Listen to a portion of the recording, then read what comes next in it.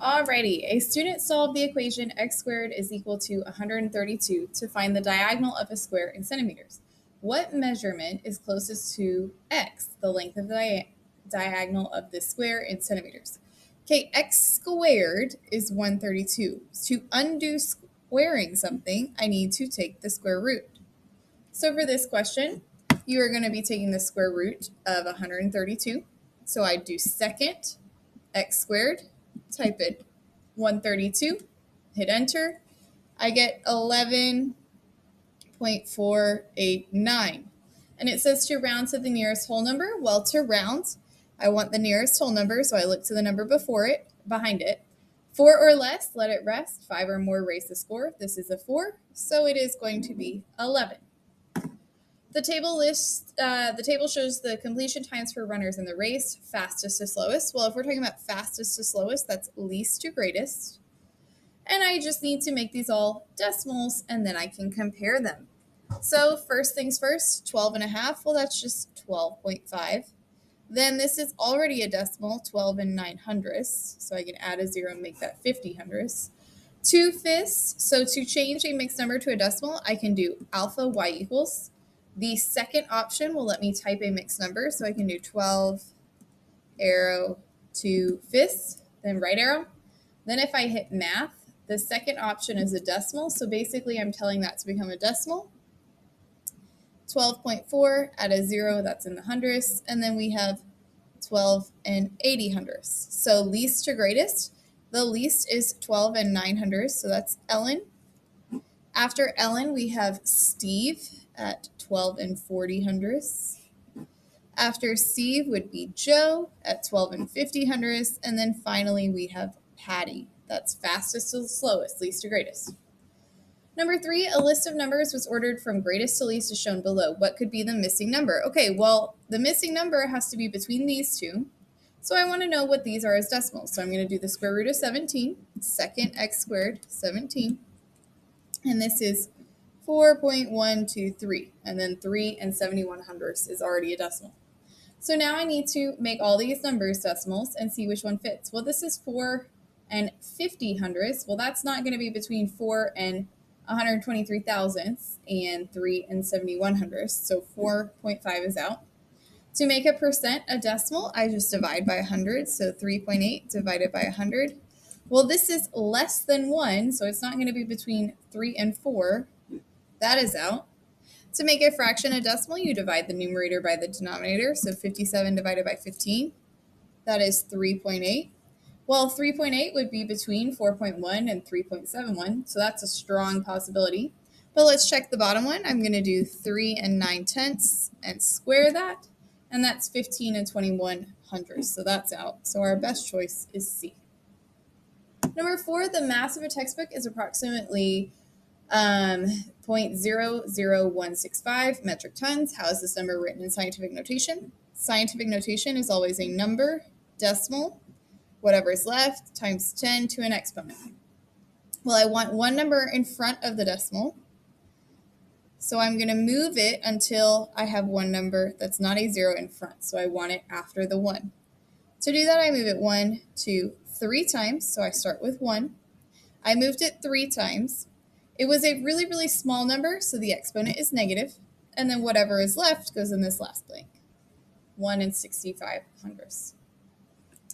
Same thing here. There are a total of 463,100 books in a library. What is the value of the exponent when the number is written in scientific notation?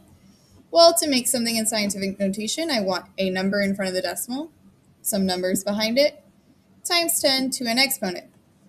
Now we're starting with 463,100. If the decimal is out of sight, it's to the right, so it starts back here. And I only want one number in front of the decimal, so I need it to be behind the 4. So I go 1, 2, 3, 4, 5 times. So it's 4. Keep the numbers that are not zeros behind it. 6, 3, 1. And our exponent is 5. It was a really large number to begin with, so the exponent stays 5. Since I just asked for the exponent, my answer is 5. Point Q is shown on the number line. What value best represents point Q? Okay, I see I have 5, 6, and 7, and one blank between them, so this must be 5 and 5 tenths. and this is 6 5/10. So I'm going to put all of these in the calculator and see which one Q would fit best with. So second x squared, 5 4/10. This is 2 3 to round up to 4. Well, 2 is not between 5 and 5.5, so that's out. Second, x squared, 29 4/10. This becomes 5.421. Okay, well, that could be between 5 and 5.5. That's a good choice. Let's check C. Second, x squared, 35 5/10. This is now 5 95 hundredths. Okay, well, that would be much closer to 6, so I don't think that's a great choice. And then if I do second x squared, 5 9/10, again, that's something starting with a 2. That doesn't work. Best option is B. On the back, it says set Q and Z are subsets of the real number system. Q is the rational numbers, Z are the integers. Which Venn diagram best represents the relationship between Q and Z? So, rational numbers are pretty much everything. So fractions, decimals, all that. Integers are whole numbers and their opposite.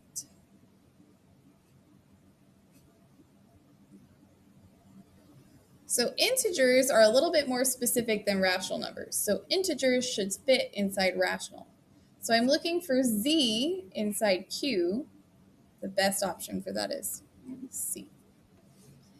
Number 8 says the diagonals of 3 rectangles are shown below. Which has the longest? So we make them all decimals. This is 6 7/10. To make a fraction a decimal, I divide. So 34 divided by 5, 6 8/10. And then we have the square root of 36.5. So second x squared for that. This is 6 400. So the largest is 6 8/10. So rectangle S. Okay.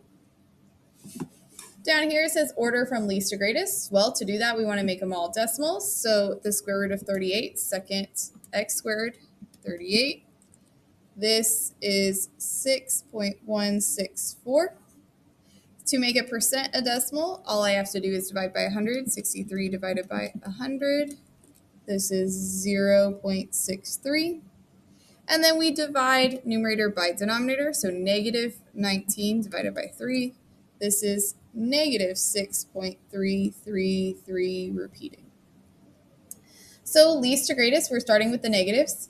Now, negatives, the further away from 0, the smaller the number. So 0.35 is further away than 0.33. So we have negative 6 35 hundredths.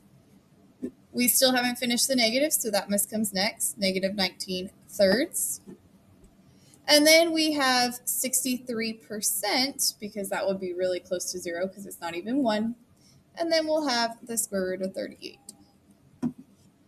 Last but not least, the area of a piece of land is 4,951,000 square meters. How is this number written in scientific notation? Scientific notation, you have one number in front of the decimal, some numbers after, times 10 to an exponent. Well, if our decimal is out of sight, it is to the right. So it's starting to the right here. I want one number in front, and that will be the 4. I move it 1, 2, 3, 4, 5, 6 times. So 4. 6 is the exponent. It was a large number to begin with, so that exponent is positive. And I keep the numbers that are not 0 behind, so 0.951. And that is it.